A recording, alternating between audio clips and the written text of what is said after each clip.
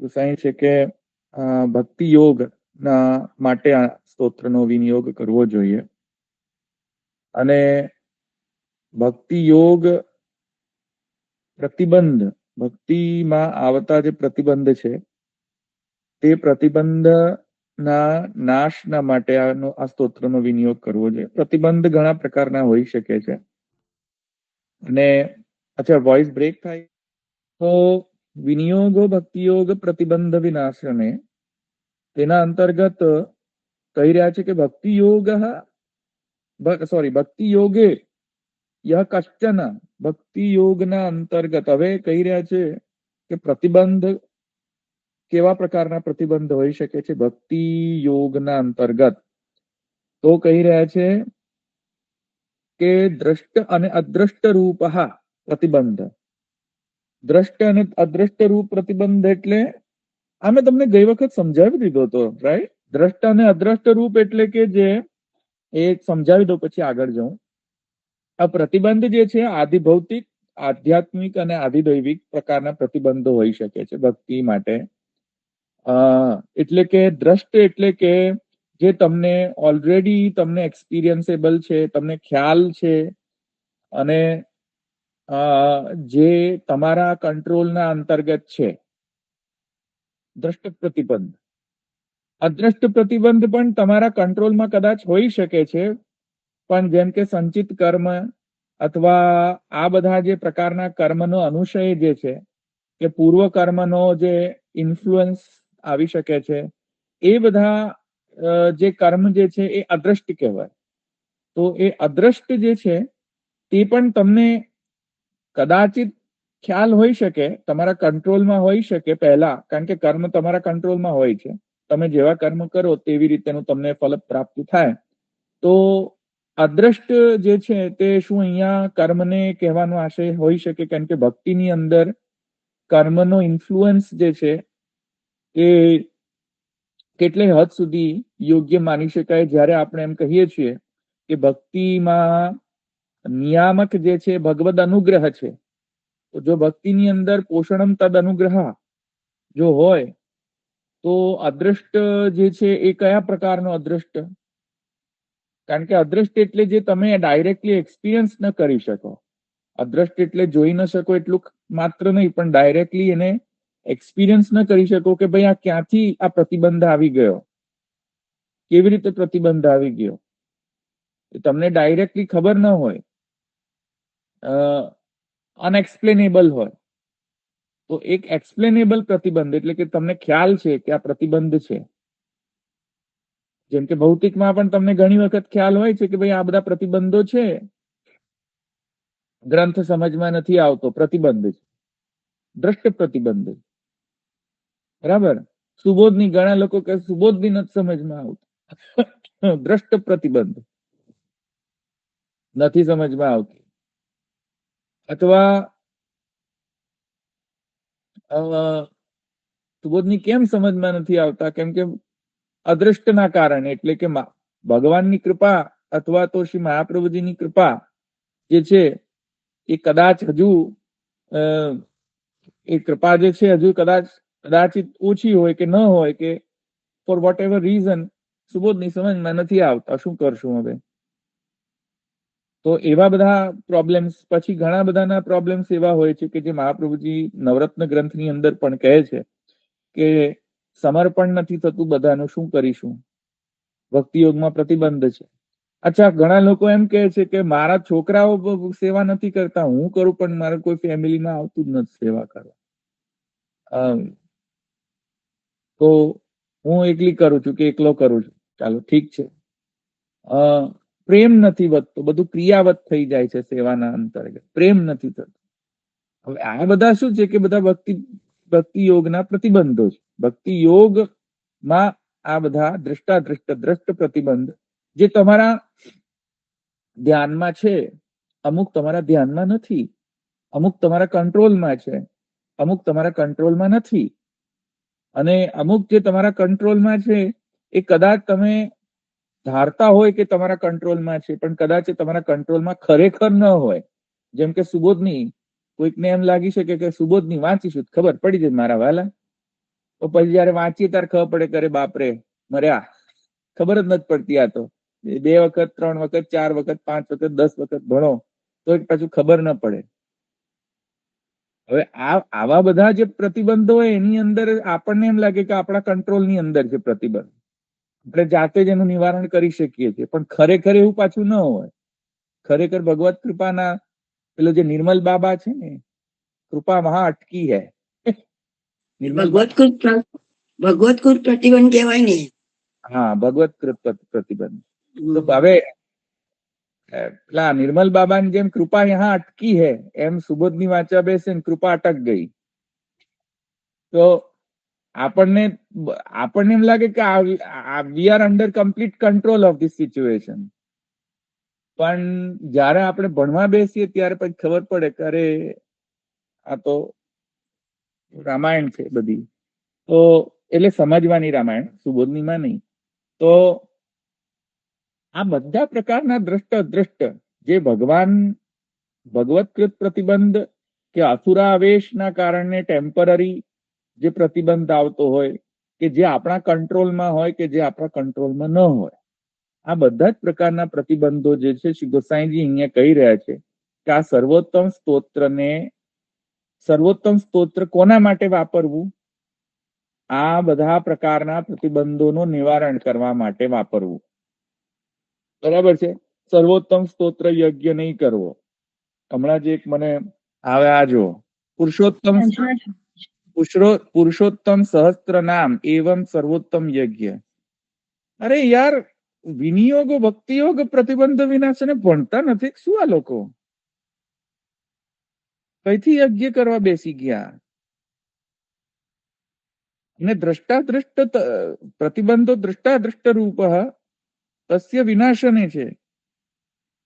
ભક્તિ યોગમાં આવતા પ્રતિબંધો એટલે દ્રષ્ટ પ્રતિબંધ અને અદ્રષ્ટ પ્રતિબંધને વિનાશ કરવા માટે.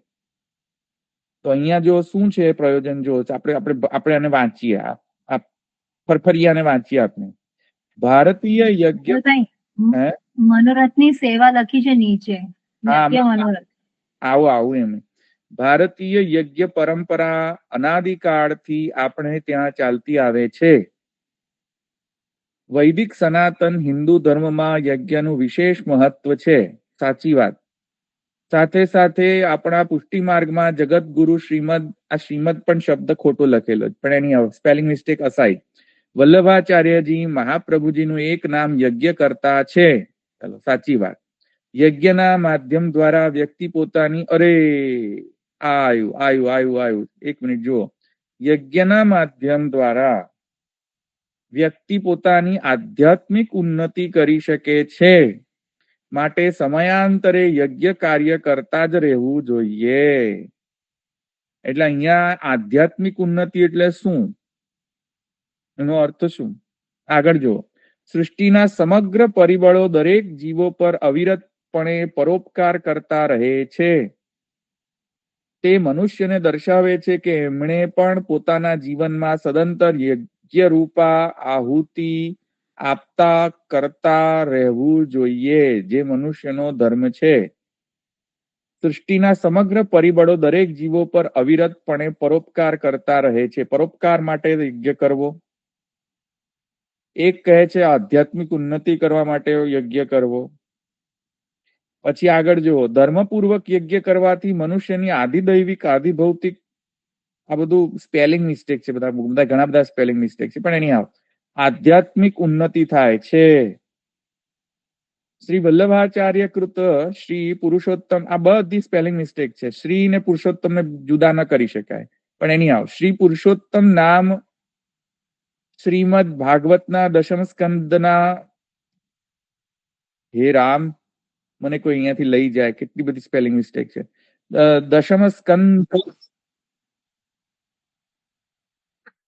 શ્રીમદ ભાગવતના દશમ સ્કંદના મુખ્ય નામ છે, જે નામોની આહુતિ અર્પિત કરવાથી, નામોની આહુતિ અર્પિત કરો. એ કરવાથી શું થાય? યજમાન અને સમગ્ર ભાગવતના પારાયણની ફલશ્રુતિ પુરુષોત્તમ સહસ્ત્ર નામ યજ્ઞ દ્વારા પ્રાપ્ત થાય છે. આધુનિક યુગમાં વિશેષ કરીને વિદ્યાર્થીઓ માટે વાણીના પતિ બોલો. એટલે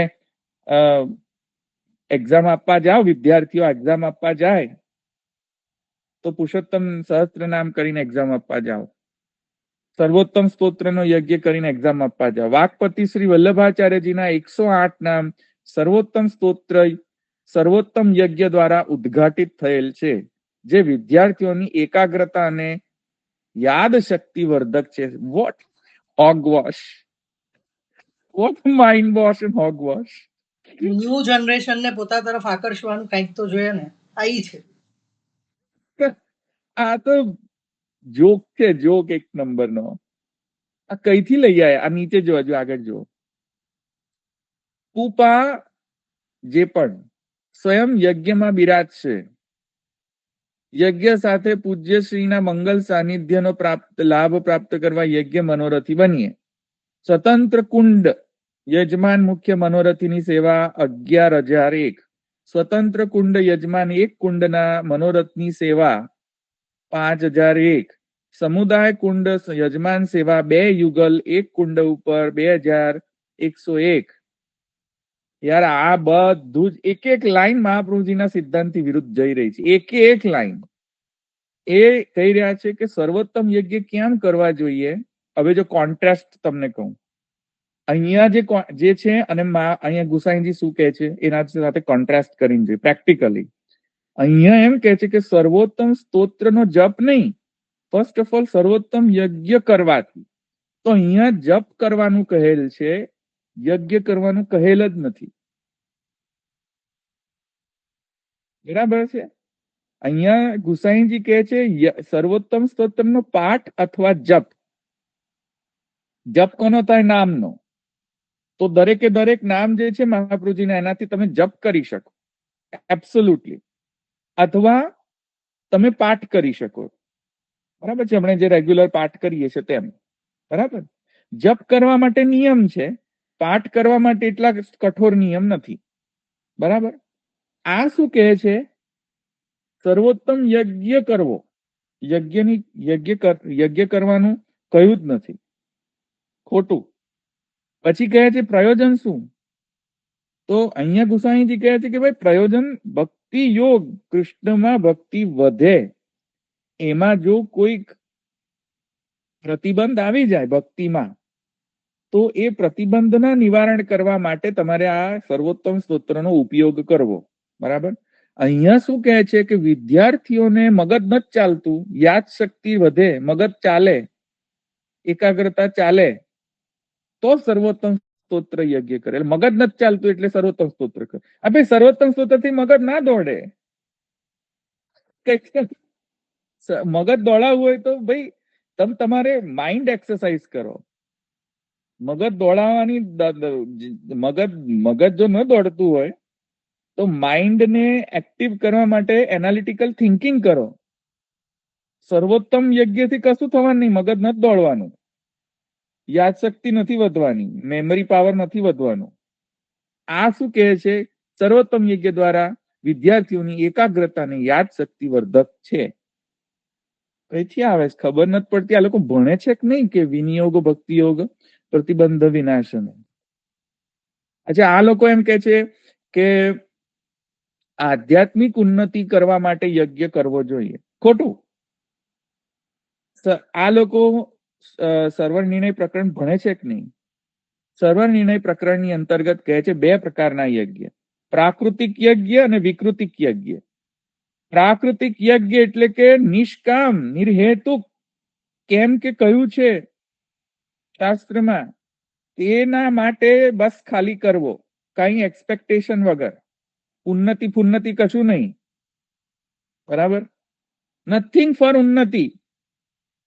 it is said in scriptures and I am going to do it. અને એ પણ વર્ણાશ્રમ ધર્મ માટે જ. એટલે કે એ પણ જે ત્રિવર્ણ જે છે, જે દ્વિજ જે છે એમાંય પાછા બ્રાહ્મણ, એ બ્રાહ્મણ વર્ણ જે છે તેમના માટે અગ્નિહોત્રાદિ ઇત્યાદિ જે પંચયજ્ઞો જે છે, જે દીક્ષિત જે છે બ્રાહ્મણોની અંદર પણ જે દીક્ષિત છે એમના માટે પ્રાકૃતિક યજ્ઞ અનિવાર્ય છે. રોજ એવરીડે અગ્નિહોત્ર તો એવરીડે કરવો. આવી રીતે શું કે સમયાંતરે યજ્ઞ કાર્ય કરતા જ રહેવું જોઈએ એવું નથી ભાઈ કે આજે પંડાલ નાખ્યો ને યજ્ઞ કર્યો પછી કાલે છૂટી ગયું પછી 6 મહિના વર્ષ કે 2 વર્ષ 6 વર્ષનો ફરી પાછો પેલું આવ્યું ફરી પાછું પછી ફરી પાછો યજ્ઞ કર્યો. આવું ન હોય.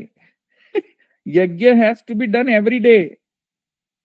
અગ્નિહોત્ર આદિ તો અગ્નિહોત્ર એવરી ડે છે. અગ્નિહોત્ર દર્શ પૂર્ણ માસ નિરૂઢ પશુ ચાતુર્માસ હા અને સોમયજ્ઞ. તો સોમયજ્ઞ તો એવરી 6 months કરવું પડે કરવું જ પડે. ચાતુર્માસ 4 months એવરી 4 months કરવું જ પડે. સમયાંતર નહીં મારા વાલા, કરવું જ પડે. અને એ કેમ કરવું પડે? આધ્યાત્મિક ઉન્નતિ કોઈ નહીં, પ્રાકૃતિક એટલે કયું છે એટલે કરવાનું. એમાં કોઈ આધ્યાત્મિક આધિભૌતિક આધિદૈવિક ઉન્નતિ માટેનો કોઈ ગોલ નથી. કયું કરવાનું એને પ્રાકૃતિક કહેવાય યજ્ઞ. અને વિકૃતિક યજ્ઞ એટલે કાંઈ ઈચ્છા છે તેના માટે કરવાની. તો અહીંયા વિકૃતિક યજ્ઞ કરવાની આજ્ઞા કરી રહ્યા છે. સર્વશ્રેષ્ઠ કૃષ્ણ ભક્તિ માર્ગના ઉપદેશક ઉપા શું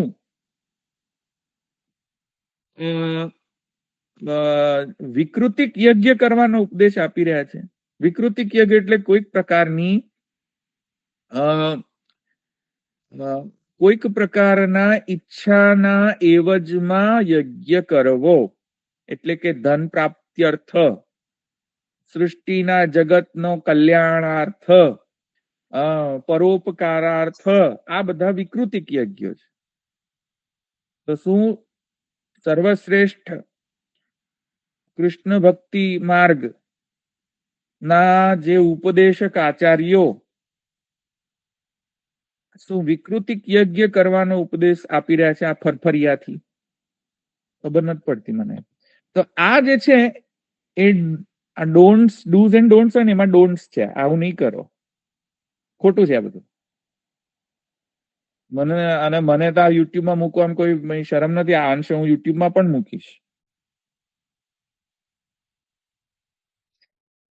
જુઓ તમે, એટલે આ તો બધું દરેક લાઈન ખોટી છે.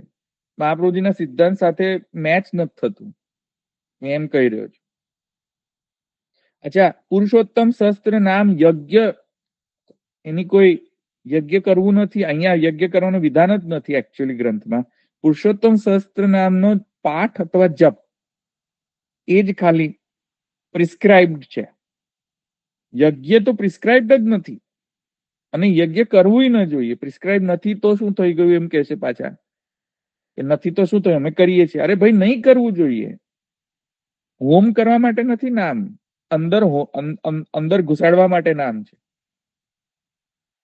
અહીંયા ઘુસાડવા માટે નામ, બહાર હોમ કરી દેવા માટે નથી નામ. અહીં તમારા અંદર અહીંયા જવું જોઈએ નામ. આમ સમજ્યા ને? તો આ બધું હોગવાશ છે, આ બધું ખોટું છે બધું. બરાબર? આમાં ધન કમાવા સિવાય બીજું કોઈ પ્રયોજન લાગતું નથી. એ તો ઓબ્વિયસ છે. તો દ્રષ્ટાદ્રષ્ટ હા બોલો.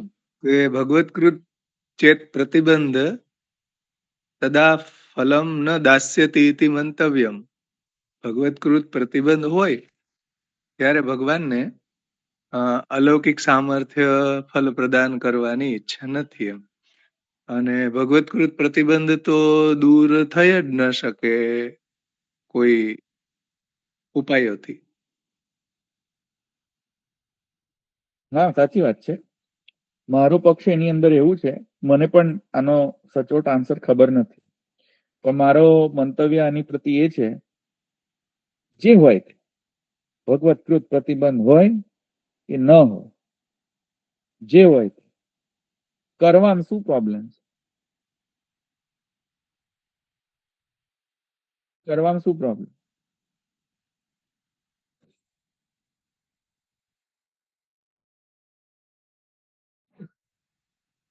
આનંદ મારો. Short answer. બરાબર. તો વાત સાચી છે, ભગવાનને ના આપવું હોય તો એ ભગવાનના ભગવાન કોણ? ભગવાન ના આપવું હોય તો ન જ આપે. વાત સાચી છે, પણ આપણું કર્તવ્ય આપણે એમ ધારીને બંધ કરી દઈએ કે ભગવાન તો આપવા નહીં તો આપણે શું કરવાની જરૂર છે. કરેક્ટ. તો મારો મંતવ્ય છે કે ભાઈ ભણીને મરીએ જ સારું. ભણવાથી મરવાનું જ છે, અભણ રહેવાથી મરવાનું તો છે જ. તો ભણીને મરીએ ને. બરાબર.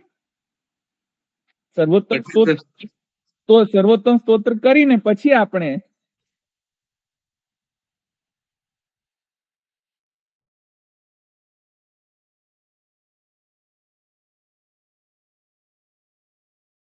હા.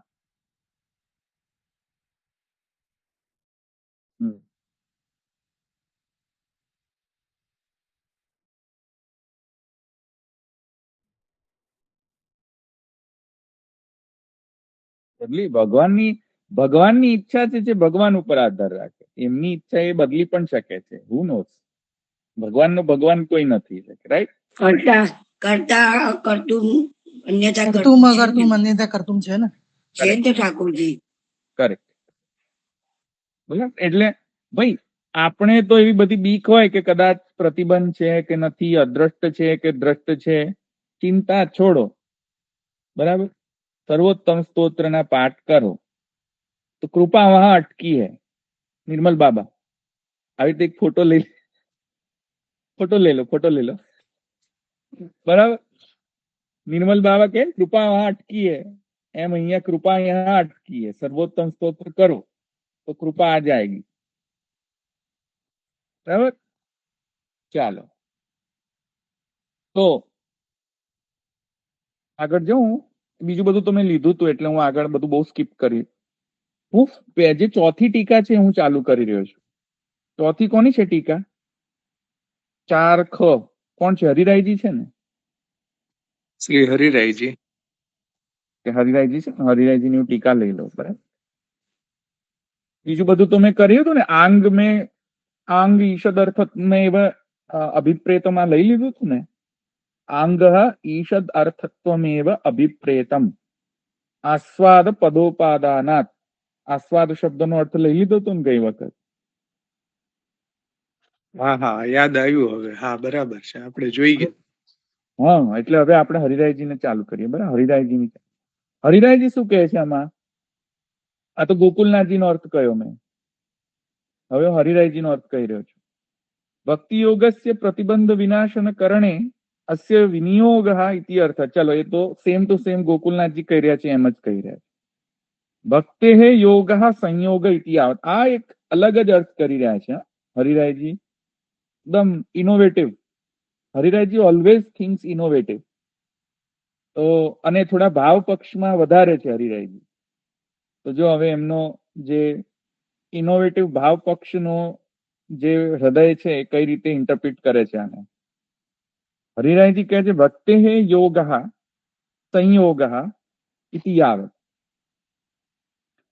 ભક્તિ યોગ શબ્દ જે આવ્યો ને, જે ભક્તિ યોગ શબ્દ મૂળમાં, તો હરિરાયજી કહે છે કે ભક્તિ યોગ શબ્દનો અર્થ ગોકુલનાથજી શું કરી રહ્યા છે કે ભક્તિ યોગ એટલે જોડાવ. બરાબર. તો ભક્તિ ભગવાન સાથે જોડાવા માટે થયેલી ભક્તિ એને ભક્તિ યોગ કહેવાય. તમે સમજ્યા? ગોકુલનાથજીના અર્થ પ્રમાણે ભગવાન સાથે જોડાવા માટે થઈને થતી ભક્તિ ભક્તિ યોગ કહેવાય. ભક્તિ યોગ શબ્દનો અર્થ આમ કર્યો. અહીંયા હરિરાયજી એમ કહે છે નહીં, અમે બીજો અર્થ પણ કરીશું. કયો બીજો અર્થ કરીએ છીએ? તો કહે છે કે ભક્તિમાં જે યોગ છે એટલે કે ભક્તિ કરતા કરતા ભગવાન સાથે જે સંયોગ ભક્તિ કરતા કરતા ભગવાન સાથે જે સંયોગ, કારણ કે ભક્તિ બે પ્રકાર દ્વિદલાત્મક છે, બે પાસા છે ભક્તિના, 2 સાઇડ્સ, એક સંયોગ અને એક વિપ્રયોગ. બરાબર? તો અહીંયા શું કહી રહ્યા છે કે ભક્તે યોગ સંયોગ ઇતિ યાવત, ભગવાનના સંયોગ થવામાં જો કોઈ પ્રતિબંધ આવતો હોય તો એ પ્રતિબંધને નિવારણ કરવા માટે સર્વોત્તમ સ્તોત્રનો સરસ અર્થ છે, રાઈટ? સુંદર અર્થ છે કે ભગવાન ભક્તિમાં જો સંયોગ ન મળતો હોય તો સંયોગ પ્રાપ્ત કરવા માટે થઈને એવા એ સંયોગમાં આવતો પ્રતિબંધને નાશ કરવા માટે થઈને સર્વોત્તમ સ્તોત્ર. સંયોગાત્મિકા ભગવતી યા ભક્તિ તત પ્રતિબંધો નામ સ્ત્રી ભાવ અભાવ. અને ભગવાનના સંયોગ માટે ફર્સ્ટ રિક્વાયરમેન્ટ શું છે? ભગવાનના સંયોગ માટે ફર્સ્ટ રિક્વાયરમેન્ટ છે દાસ ભાવ. એટલે કે બે પ્રકારના ભાવ છે. ઇનિશિયલ ભક્તિની ઇનિશિયલ સ્ટેજમાં દાસ્ય ભાવના કારણે આપણામાં દીનતા હોવી જોઈએ, દૈન્ય ભાવો, દૈન્યમ તત્તોષ કારણમ. અને એ દૈન્ય જે છે એના કારણે આપણામાં એક પ્રકારનો સ્ત્રી ભાવ ઉત્પન્ન થાય છે. સ્ત્રી નહીં, સ્ત્રી ભાવ, સ્ત્રીત્વ નહીં, સ્ત્રી ભાવ. સ્ત્રી ભાવ એટલે કે ભોક્તૃભાવ, સોરી ભોગ્ય ભાવ. ભોગ્ય ભાવ એટલે કે પોતે કૃષ્ણ માટે છે અને કૃષ્ણ મારા ભાવના ભોગતા છે, કૃષ્ણ મારા સ્વામી છે અને સ્વામી જે છે એ સેવકના ભોગતા છે, સેવકના ભાવના ભોગતા છે. સમર્પણ જેટલું પણ કરી રહ્યા છે એમના સ્વામી કૃષ્ણ છે. સમર્પણીય જે છે સર્વ વસ્તુ કોને સમર્પણ થઈ રહ્યું છે? કૃષ્ણને. તો એ પ્રકારમાં જે ભક્તની અંતર્ગત જે પ્રકારનો ભાવ છે તે છે સ્ત્રી ભાવ. ઇનિશિયલ સ્ટેજમાં સ્ત્રી ભાવ હોવો જોઈએ. ઇનિશિયલ સ્ટેજમાં દાદાગીરી કરો ઠાકોરજીની સામે કુંભાવથી,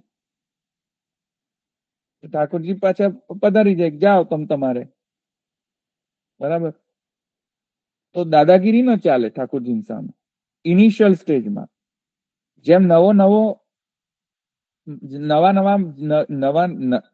એકદમ તાજો રિલેશનશીપ હોય કોઈક વ્યક્તિ સાથે, આ વ્યક્તિ સાથે આપણે હજુ બહુ એ વ્યક્તિને જાણતા ન હોઈએ અને તરત જ ફ્રેન્ડશીપ ના જે સખ્યના મોડમાં આવીને અને પછી તમે લિબર્ટી લ્યો તમે એ વ્યક્તિ સાથે, કદાચ જે છે ડિસરિસ્પેક્ટફુલ ગણાય. પહેલા તો ભાઈ સખ્ય એસ્ટાબ્લિશ થાય બંને બાજુથી, પછી તમે લિબર્ટી લઈ શકો ને. તમે આવીને તરત જ પછી તમે એમ કહો કે ગાલાગાલી કરો તમે પેલા ફ્રેન્ડ્સની જેમ, તો ન ચલાવી લે. એટલે ઇનિશિયલ સ્ટેજમાં સ્ત્રી ભાવ જે છે મુખ્ય છે.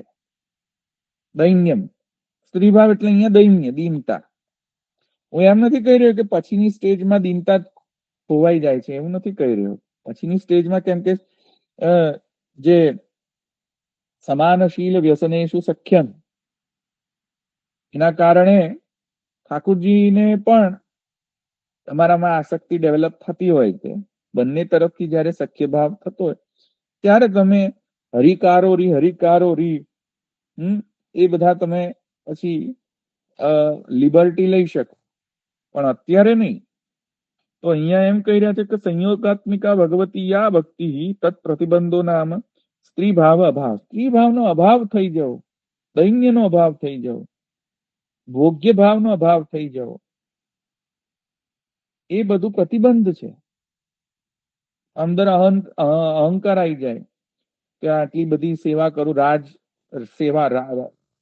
રાજસી સેવા કરી રહ્યો છું, મારી પાસે આટલું બધું સાહિત્ય છે, મને બધું આવડે છે, સેવામાં બધા MBA થઈ જાય છે, ત્યારે ઇન્સ્ટાગ્રામમાં પણ બધા લોકો MBA સેવાનું પ્રદર્શન કરે છે, બરાબર છે. યુટ્યુબમાં સેવા પ્રદર્શન,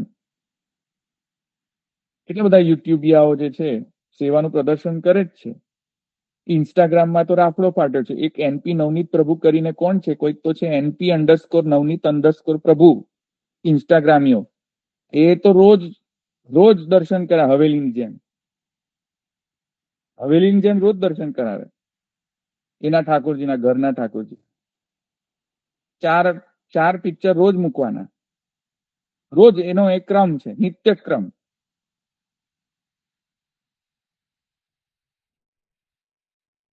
યાર સ્ત્રી ભાવ નથી, તમે સમજ્યા? સ્ત્રી ભાવ નથી. આ છે ને દાદાગીરી ભાવ છે. ઠાકોરજીને શિંગાર કેમ કરવા? ઇન્સ્ટાગ્રામમાં મૂકવા. તો આ દાદાગીરીનો ભાવ છે, સ્ત્રી ભાવ નથી, ઓમ ભાવ પણ નથી. એકચ્યુઅલી આ તો દાદાગીરી ભાવ એટલે કે કંઈક અલગ જ, કંઈક ભલતું જ. તો મનસી પશ્ચાત તत् સ્વરૂપા ભાવો વા તસ્ય વિનાશને, મનમાં સ્ત્રી ભાવનો અભાવ થઈ જવો, બરાબર. અને તેના કારણે સ્વરૂપનો પણ અભાવ થઈ જવો. કારણ કે દૈન્ય ન રહે સ્વરૂપ ન રહી શકે. કારણ કે દૈન્યમ તત્તોષ કારણમ, ભગવાનને સંતોષ થવો જોઈએ. ભગવાનને સંતોષ ન થાય તો આખી ભક્તિનું જે સ્વરૂપ જે છે લોપ થઈ જાય, સ્વરૂપાભાવ થઈ જાય, ભક્તિનો જ સ્વરૂપ લુપ્ત થઈ જાય. તો દૈન્ય સ્ત્રી ભાવ એને ઇન્ટેક્ટ રાખવા માટે સર્વોત્તમ સ્તોત્રનો પાઠ કરવો જોઈએ. આ એક નવું જ અર્થ લઈ આવ્યા હરિરાયજી. બરાબર. સ્ત્રી ભાવને ઇન્ટેક્ટ રાખવા માટે, દૈન્યને ઇન્ટેક્ટ રાખવા માટે ભક્તિ યોગ પ્રતિબંધ વિનાશનનો અર્થ કરે છે. યોગ એટલે જોડાવું, પણ અહીંયા જોડાવું એટલે સંયોગ, સમ્યક યોગ હાઈથી સંયોગ, બરાબર. એવી રીતે અહીંયા અર્થ લીધેલો છે. ભક્તિમાં બે પ્રકારના પાસા છે, સંયોગાત્મિકા અને વિપ્રયોગાત્મિકા. અહીંયા સંયોગાત્મિકા લીધેલી છે અર્થ. એ તો તસ્ય વિનાશો ને અસ્ય વિનિયોગ, એનો વિનાશ કરો. અને અહીંયા પેલા ફરફરિયામાં શું હતું? કોનો વિનિયોગ, કયા વિનિયોગ કરવો? શું હતું પેલું? બહુ સરસ શબ્દ વાપર્યો હતો. શું હતું એ? પરોપકાર કરતા જ રહેવું જોઈએ. આધ્યાત્મિક ઉન્નતિ કરવા માટે સર્વોત્તમ સ્તોત્રનો યોગ્ય. નહીં, સર્વોત્તમ સ્તોત્ર માટે તો પેલું કંઈક ભલતું જ હતું. વિદ્યાર્થીઓની એકાગ્રતા અને યાદ શક્તિવર્ધક સર્વોત્તમ સ્તોત્ર. બોલો, યાદ શક્તિવર્ધક. ભાઈ યાદ શક્તિ ન વધતી હોય તો કોઈ ડોક્ટરને બતાવો ભાઈ, વાઇટામિન્સ લો, યાદ શક્તિ વધશે. સર્વોત્તમ સ્તોત્રને અહીંયા લાવવાની જરૂર નથી યાદ શક્તિ માટે. કોઈ કશું થવાનું નથી. તો જે ભસ્મની એ બધું હોતી સાચ, પેલા ભસ્મની અંદર આહુતિ આપો એમ બરાબર છે. કશું થવાનું નથી, યાદ શક્તિ વધવાની નથી. નિલેશભાઈ, આપણે પોડકાસ્ટ કરો છો સર્વોત્તમ સ્તોત્રથી યાદ શક્તિ વધે.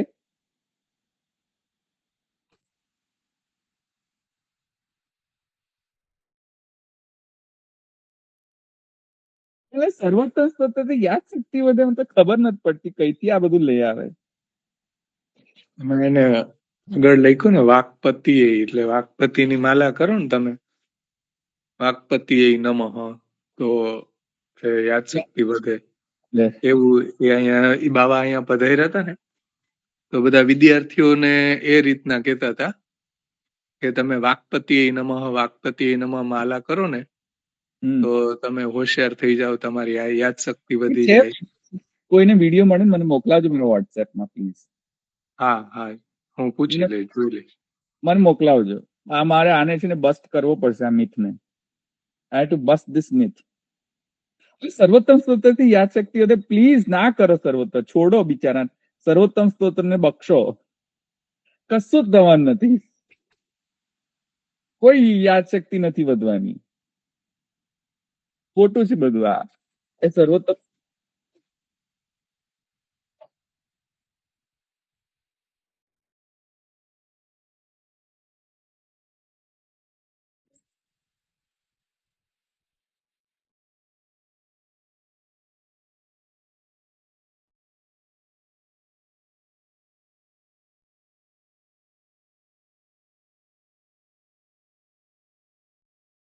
કોઈ પણ ગ્રંથ શરૂ કરતા પહેલા એના અંગો કહેવા જરૂરી છે. અપૂર્વતા, ઉપસંહાર, અપૂર્વતા, અભ્યાસ, ઉપક્રમ, આ બધા જરૂરી છે. ઉપરથી જ્યારે મંત્રાત્મક સ્તોત્ર હોય, જે આ સર્વોત્તમ સ્તોત્ર છે, તો એ મંત્રનો વિનિયોગ શેમાં કરવો જોઈએ? ફોર્મલ સ્પેસિફિકેશન તો લખવું જોઈએ. જે શાસ્ત્રની ફોર્મલ ડિસિપ્લિન છે કે કોઈ પણ મંત્ર હોય એનો દેવતા, એનો ઋષિ, એનો વિનિયોગ, એનો કીલક, આ બધા કહેવા જોઈએ. ફોર્મલ સ્પેસિફિકેશન આપવું જોઈએ, પછી જ મંત્ર શરૂ કરાય. તો આ ફોર્મલ સ્પેસિફિકેશન છે કે વિનિયોગ આની આ રેન્જની અંદર જ કરો વિનિયોગ મંત્રનો. એ રીતે અહીંયા ફલશ્રુતિ પછી છે, વિનિયોગ શ્રુતિ આ છે. ફલશ્રુતિ હમણાં આવશે, જો નેક્સ્ટ જ છે ફલશ્રુતિ. કૃષ્ણાધરા મૃતા સ્વાદ સિદ્ધિરત્ર ન સંત, આ ફલશ્રુતિ સિદ્ધિ. બરાબર, બીજા બધા ફલશ્રુતિ હોઈ શકે છે, પણ ફોર્મલ જે સ્પેસિફિક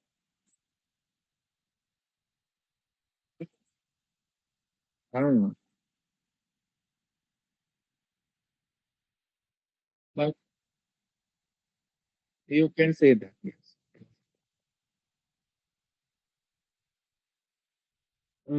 ઓકે, સો આગળ કહે છે કે એતત સ્તોત્ર જપેન. જો અહીંયા જો શબ્દ જો શું છે, વાંચો. એતત સ્તોત્ર જપેન, યજ્ઞેન નહીં. આ સ્તોત્રનું યજ્ઞ કરવાથી એમ નહીં કહ્યું, આ સ્તોત્રનો જપ કરવાથી એમ કહ્યું. બરાબર, આ હરિરાયજી કહી રહ્યા છે. પેલા શું કહી રહ્યા છે? યજ્ઞ કરો. હરિરાયજી શું કહી રહ્યા છે? જપ કરો. એટલે બધું એક શબ્દ મેચ નથી થતો એ ફ્લાયરની જોડે. આ એતત સ્તોત્ર જપેન સભાવ અવશ્યમ ભવતી ઇતિ ભાવ. હરિરાયજી કોન્ફિડન્સમાં બોલી રહ્યા છે ને આપણને કોન્ફિડન્સ આપી રહ્યા છે, પ્રોમિસ કરી રહ્યા છે. અવશ્યમ ભવતી, આવા ભાવથી તમે સર્વોત્તમ સ્તોત્ર કરશો તો યાદ શક્તિ વધે કે ન વધે, પણ તમારો કૃષ્ણમાં પ્રતિ સ્ત્રી ભાવ વધી જશે. તમે સમજ્યા? અવશ્યમ ભવતી આશીર્વાદ છે હરિરાયજીના. હવે હરિરાયજીના આશીર્વાદ મળે એનાથી બીજું રૂડું શું? બરાબર. નાશ કથને વિશેષ ઉક્ત્યા પુનઃ. શું, એક તો મને તો વંચાતું નથી. એક સેકન્ડ, શું લખ્યું છે? સંગાદિ દોષેણ. હા, નાશ કથને વિશેષોક્ત્યા પુનઃ સંગાદિ દોષેણ ન સ્વભાવ ગચ્છતિ ઇતિ અર્થઃ. નાશ કહ્યું છે, વિશેષ વિનાશ કહ્યું છે, વિનાશ કહ્યું છે. રાઈટ, નાશ શબ્દ નથી. જો અંદર મૂળમાં શું લખ્યું છે, જો વિનિયોગો ભક્તિયોગ પ્રતિબંધ વિનાશન, વિનાશન. રાઈટ, તો વી ઉપસર્ગ જે વાપર્યો છે નાશની પહેલા વી ઉપસર્ગ વાપર્યો છે. એ વી ઉપસર્ગનો અર્થ શું? તો હરિરાયજી કે છે વી એટલે વિશેષ રૂપથી નાશ કરવો. વિશેષ રૂપથી નાશ કરવો એટલે શું? તો કહે છે કે ફરીથી આ પ્રકારનો પ્રોબ્લેમ આવે નહીં, રૂટ કોઝ માંથી જ કાઢી નાખે. જેમ કોઈ ડિઝીઝ થયો હોય તો સપ્રેસ કરી દે ડિઝીઝ, નાશ ન કરે ડિઝીઝ. કોઈ એવા ડિઝીઝ હોય કે જે એવી દવાઓ હોય ડિઝીઝની કે દવા લો એટલે સપ્રેસ થઈ જાય સિમ્ટમ્સ, પણ નાશ ન થાય ડિઝીઝ. વાયરસ તો ત્યાંનો ત્યાં જ રહે, ખાલી વાયરસ ડીએક્ટિવેટ થઈ જાય. અથવા બેક્ટેરિયા જે છે એ હોય ખરા અંદર, પણ એનું જે સિમ્ટમ્સ છે એ સિમ્ટમ્સ રિડ્યુસ થઈ જાય. અહીંયા શું કહે છે કે ભાઈ સિમ્ટમ્સ રિડ્યુસ થઈ જાય છે કે મૂળમાંથી ડિઝીઝ જતું રહે છે? તો અહીંયા હરિરાયજી કહે છે મૂળમાંથી ડિઝીઝ જતું રહે, મૂળ જ છે થઈ જાય. તમે સમજ્યા? આમ કન્ટિન્યુઅસ કરો, એક વન ટાઈમ નહીં, સર્વોત્તમ સ્તુતિ એકવાર કરી દીધું મારા વાલા સ્ત્રી ભાવ થઈ ગયો સિદ્ધ, એમ નહીં. કન્ટિન્યુઅસ કરવું પડે, કન્ટિન્યુઅસ. વિનિયોગમ નિરૂપ્ય, હવે વિનિયોગને નિરૂપણ કર્યા પછી સિદ્ધિમ નિરૂપયંતી, હવે ફલનું નિરૂપણ કરે છે કે શું મળશે. વાપરવું કોના માટે? સર્વોત્તમ સ્તોત્રનું પ્રયોજન શું રાખવું? આ રાખવું પ્રયોજન, બરાબર. ભક્તિમાં આવતા પ્રતિબંધોનું નિવારણ થઈ જશે પછી શું થશે? તો કહે છે કે સિદ્ધિ મળશે. સિદ્ધિ કઈ મળશે? તો કહે છે કે કૃષ્ણાધરામૃતાસ્વાદ સિદ્ધિ. કૃષ્ણાધરામૃતાસ્વાદનો અર્થ કહી રહ્યા છે કૃષ્ણસ્ય ફલરૂપસ્ય. કેમ કે કૃષિભૂવાચક શબ્દ અણષ્ટ નિવૃત્તિવાચક તયોરૈક્યમ પરબ્રહ્મ ઇતિ અભિધીયતે. એમ તાપની ઉપનિષદની અંદર કહે છે કૃષ્ણની વ્યાખ્યા શું, અને મહાપ્રભુજી પણ કૃષ્ણની વ્યાખ્યા કરી સૈવ પરમ કાષ્ઠાપન્ન કદાચિત જગદ ઉદ્ધારાર્થમેવ પ્રાદુર્ભૂત અખંડ પ્રાદુર્ભૂત સ કૃષ્ણ ઇતિ ઉચ્યતે. અને બીજી પણ એક બે ડેફિનેશન આપે છે મહાપ્રભુજી. બીજી ડેફિનેશન ભૂલી ગયો.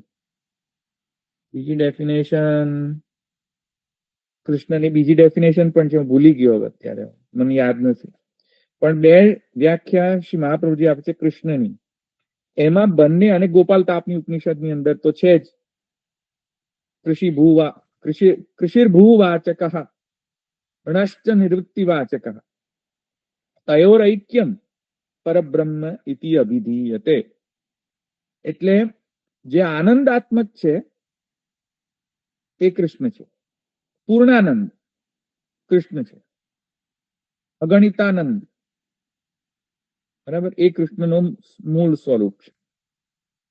અને સૈવ પરમ કાષ્ઠાપન્ન, એ ફલરૂપ પરમ કાષ્ઠાપન્ન, એક્સલન્ટ, અલ્ટિમેટ, એ જે છે કૃષ્ણ, એ જે એક્સિલન્ટ જે છે એ જયારે જગતમાં આવે, અવતરિત થાય ભક્તોદ્ધાર માટે, ત્યારે કૃષ્ણ કહેવાય. ત્યાં સુધી પરબ્રહ્મ જ રહે છે, પણ નીચે ન આવે ત્યાં સુધી કૃષ્ણ ન કહેવાય. તો એથી કરીને એ ફલરૂપ છે. કેમ કે જે પેલો નીચે જ ના આવતું હોય, ઉપર ને ઉપર સાતમા આસમાનમાં જ રહેતા હોય ભગવાન, તો એને કરવાનું શું આપણે? ભક્તોદ્ધાર માટે, ભક્ત માટે નીચે ના આવી શકતા હોય તો ફલરૂપ નથી. નીચે આવવું પડે, નિરોધ થવો જોઈએ ભગવાન ભક્તની અંદર. જે દશમ સ્કંદની અંદરનો જે મેઇન થીમ છે, રાઈટ, તામસ પ્રકરણના અંતર્ગત જન્મ પ્રકરણ, તામસ પ્રકરણ અને બીજા બધા પ્રકરણ, રાજસ ઇત્યાદિ.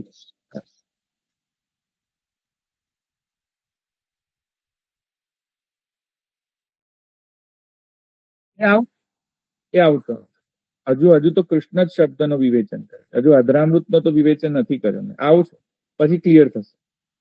તો પછી તમે મને પૂછજો, કૃષ્ણસ્ય એટલે કે કૃષ્ણ એટલે કે ફલરૂપ, બરાબર. અને ફલરૂપ એટલે નીચે આવવું પડે, નીચે ભૂતલ સમજ્યા ને તમે? નિરોધો અસ્ય આત્માનુશયનમ સહશક્તિભિ તો જ તો ફલરૂપ થવાનું. નિરોધસ્યાનુશયનમ પ્રપંચે ક્રીડનમ હરે. અરે આ જો મારે છે ને યાદ નથી રહેતો. હા, સો હવે એવા જે ફલરૂપ કૃષ્ણ જે છે એમનો અધરામૃત. હવે અધરામૃત શબ્દની વિવેચના હરિરાયજી નથી કરી, પણ હું અધરામૃત શબ્દની વિવેચના નીચે પાંચમા કોણ છે? પાંચમા નીચે કોણ છે ટીકાકાર? ભાવેશભાઈ? આપણે ઘનશ્યામલાલજીના લાલજી છે ને, ચાચા ગોપેશ્વરજી. અચ્છા, સોરી લેકાર વલ્લભજી. અચ્છા, વલ્લભજી છે. હા, તો નીચે અધરામૃત શબ્દનો અર્થ જો એ આપણે જોઈ લઈએ, કારણ કે સમયાનુકૂળ છે. એટલે તો કૃષ્ણ સદાનંદ. સદાનંદ કેમ છે તો મેં તમને સમજાય ને. કૃષિર ભૂવાચક એટલે કે સત્તાવાચક. ભૂ શબ્દ સત્તા, ભૂ સત્તાયામ. પાણીની અષ્ટાધ્યાય જેને વાંચ્યું હોય સૂત્ર, તો અષ્ટાધ્યાયની અંદર ધાતુ પ્રકરણની અંદર તમને ફર્સ્ટ આ ભૂ સત્તાયામ જ શીખવાડે. ભૂ સત્તાયામ એટલે ભૂ ધાતુ છે, અને ભૂ ધાતુનો અર્થ છે સત્તા. સત્તા એટલે કે જે વસ્તુનું હોવાપણું હોય, જે વસ્તુ હોય, મિથ્યા ના હોય ખરેખર ઇટ એક્ઝિસ્ટ.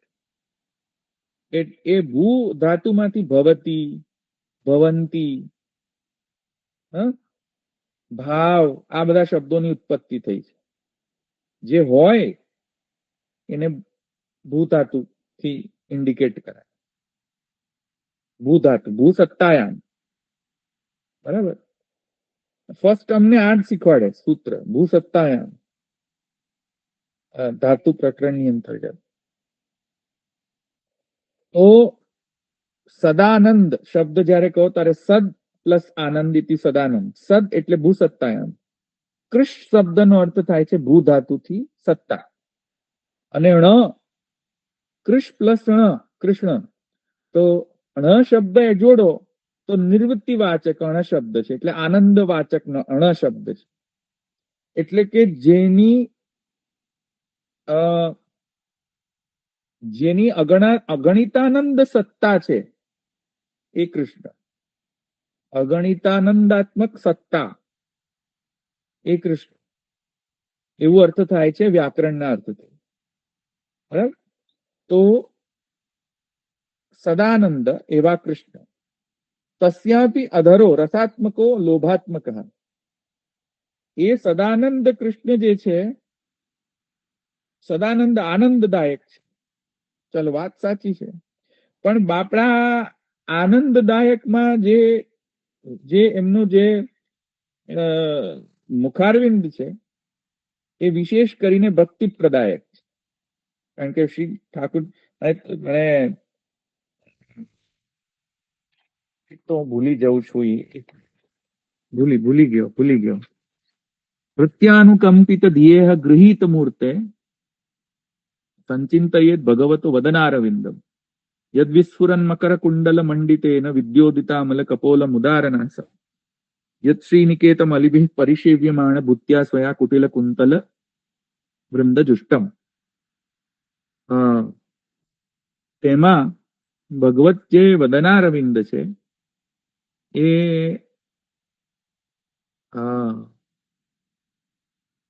ભક્ત્યાત્મક છે. વદન ભક્ત્યાત્મક એમ અહીંયા મહાપ્રભુજી કહે છે સુબોધની અંદર. આ શ્લોકના સુબોધની અંતર્ગત તૃતીય સ્કંદમાં છે આ શ્લોક. વદનારવિંદ જે છે ભક્ત્યાત્મક છે. એ ભક્તિના વદન જે ભગવાનનો જે વદન જે છે, વદનારવિંદ છે, ભક્ત્યાત્મક છે. અને એ વદનાર વિંદના અંતર્ગત જે પ્રત્યંગો છે, જેમ કે નાસા, અધર, કર્ણ, કપોલ, સા, મકર કુંડલ મંડિતે, ઉદાર નાસા, પછી એમ છેલ્લે લગાડ્યું છે. એટલે પ્રોમિસ કરી છે 101% પ્રાપ્ત થશે એમ પ્રોમિસ કરેલું છે. સ્વ અનુભવ પ્રમાણમ ઉત્તમ, પોતાનો અનુભવ થયેલો છે એટલે પ્રમાણથી કહી રહ્યા છે ગોસાઈજી કે આઈ હેવ એક્સપિરિયન્સ્ડ ઇટ, મેં મારી જાતે એક્સપિરિયન્સ કરેલું છે કે મને આવું પ્રાપ્ત થયેલું છે. એટલે પોતાનો અનુભવ જે છે પ્રમાણથી કહી રહ્યા છે, ગેરંટીથી કહી રહ્યા છે કે સંશય નથી, આ જ પ્રાપ્ત થશે. અને એના અસ્મદુક્તે વિશ્વાસ એવ કર્તવ્ય, મારા કથનમાં વિશ્વાસ રાખો વૈષ્ણવ, એમ કહી રહ્યા છે ગુસાઈજી. અસ્મદુક્તે વિશ્વાસ એવ કર્તવ્ય, વિશ્વાસ રાખો, અવિશ્વાસ ના કરતા, આ સિદ્ધિ થશે જ પ્રાપ્ત. જો તમે શ્રદ્ધા વિશુદ્ધ બુદ્ધિથી પાઠ અને જપ કરશો, યજ્ઞ ને એવા બધા લફડા નહીં કરતા. એતત સિદ્ધિ યુક્ત્યા એતત પાઠેન શ્રીમદ સ્વામીની ભાવ સજાતીય ભાવ ભવતી ઇતિ સૂચિતમ. યુક્તિથી, અર્થાનુસંધાનથી, મહાપ્રભુજીના સૈદ્ધાંતિક જે ગ્રંથો છે સિદ્ધાંત દ્વારા સમજીને, અપસિદ્ધાંતથી નહીં, સિદ્ધાંતિક ગ્રંથો દ્વારા સમજીને અને યુક્તિથી તમે આનો પાઠ કરશો. એતત પાઠે, એતત યજ્ઞ નથી, જો એતત પાઠે છે, પાઠ કરવાથી. એતત પાઠે, આ પાઠમાં શ્રીમદ સ્વામીની ભાવ સજાતીય ભાવ ભવતી, શ્રીમદ સ્વામીની જેમ ભોગ્ય ભાવ, કૃષ્ણ પ્રતિ ભોગ્ય ભાવની સિદ્ધિ થશે, સજાતીય ભાવની સિદ્ધિ થશે, સેમ સિમિલર ભાવની સિદ્ધિ થશે. તદૈવ તત્ સિદ્ધિ યોગ્યતા યતઃ તનુનવત્વમપી અનેનૈવ ભવતી. અને આગળ જઈને યમનાષ્ટકમાં જે કહેલું છે, શું? તનુનવત્વની પ્રાપ્તિ, બરાબર. અનેનૈવ ભવતી ઇતિ અપી સૂચિતમ.